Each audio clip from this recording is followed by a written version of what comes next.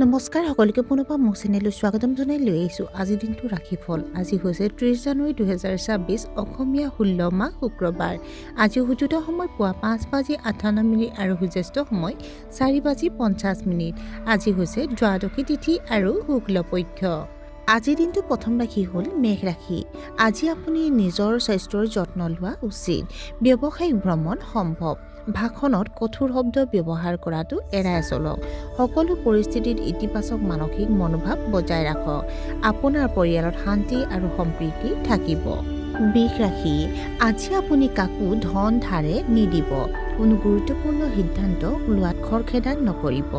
আপুনি হয়তো পৰিয়ালৰ বৃদ্ধ সদস্যৰ স্বাস্থ্যক লৈ চিন্তিত হ'ব।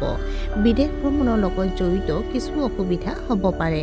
ল'ৰা ছোৱালীৰ লগত ভাল ব্যৱহাৰ কৰিব লাগে। মিথুন ৰাশি। আপোনাৰ আচৰণৰ আপোনাৰ সহকৰ্মীসকল সন্তুষ্ট হ'ব। কৰ্মক্ষেত্ৰত আপোনাৰ নেতৃত্বৰ গুণৰ শলাগ লোৱা হ'ব। পাৰিবাৰিক অনুষ্ঠানত আপুনি হয়তো যথেষ্ট ব্যস্ত হ'ব। পৰিয়ালৰ সদস্যৰ সুৰক্ষাক লৈ আপুনি কিছু চিন্তিত হ'ব পাৰে। আনকি আপোনাৰ বিৰোধীও আপোনাক শলাগ ল'ব। কৰ্কট ৰাশি। আপোনাৰ দৈনন্দিন কাম কাজ অলপ কিছু অসংগঠিত হ'ব পাৰে। আপোনাৰ পত্নীৰ স্বাস্থ্যৰ যত্ন লওক। কিছুমান কাম এলাহৰ বাবে পলম হ'ব পাৰে। অপ্ৰয়োজনীয়ভাৱে দৌৰি ফুৰাৰ পৰা বিৰত থাকক। আপুনি আইনী জটিলতাৰ সন্মুখীন হ'ব পাৰে। আপুনি কিছু অজ্ঞাত ভয় অনুভৱ কৰিব পাৰে। সিংহ ৰাশি। আজিৰ দিনটো আপোনাৰ বাবে শুভ হ'ব। আপোনাৰ আৰ্থিক অৱস্থা অতি উত্তম হ'ব। আপুনি বস্তুগত আৰাম উপভোগ কৰিব। আজি আপুনি কিছু অতিৰিক্ত ধন লাভ কৰিব পাৰে। বন্ধু বান্ধৱ আৰু আপোনজনৰ সৈতে মানসম্পন্ন সময় কটাব। কন্যা ৰাশি। আপোনাৰ কৰ্মক্ষেত্ৰত অতিৰিক্ত আয় লাভ কৰিব পাৰে। পৰিয়ালৰ সদস্যক লৈ উদ্বেগ হ'ব। চৰকাৰী কামত পলম হ'ব পাৰে। আপুনি বহু লোকক সুস্থ পৰামৰ্শ দিব, যাৰ দ্বাৰা তেওঁলোকৰ লাভ হ'ব। আপোনাৰ মতামতৰ লগত মানুহে একমত হ'ব। তুলা ৰাশি। আপুনি হয়তো নতুন কিবা এটা শিকিবলৈ চেষ্টা কৰিব। জীৱনসংগী অসন্মান নকৰিব। মাতৃৰ স্বাস্থ্যক লৈ আপুনি হয়তো চিন্তিত হ'ব। আপুনি হয়তো আপোনাৰ কৰ্মক্ষেত্ৰত সন্মান লাভ কৰিব। পুৰণি ৰোগ এটা পুনৰ উত্থাপন হ'ব পাৰে। আপোনাৰ ব্যৱসায়িক সহকৰ্মীসকলৰ আচৰণত আপুনি বিচলিত হ'ব পাৰে। বৃশ্চিক ৰাশি। আজিৰ দিনটো শান্তিৰে কটাব লাগে। মহিলা স্থানীয় লোকে স্বাস্থ্যজনিত সমস্যাৰ সন্মুখীন হ'ব পাৰে। আপুনি আনৰ কামত পৰামৰ্শ দিয়াৰ পৰা বিৰত থাকিব লাগে।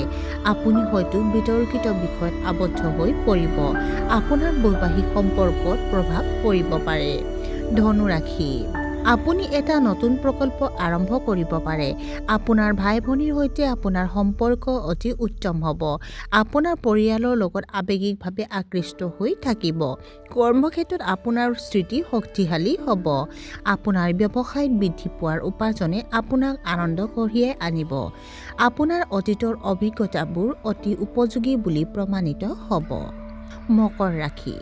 ঘৰত আৰু কৰ্মস্থলীৰ কিছুমান ইলেক্ট্ৰনিক যন্ত্ৰৰ বিজুতি ঘটিব পাৰে। আপোনাৰ সামাজিক স্থানত ক্ষতি হ'ব পাৰে।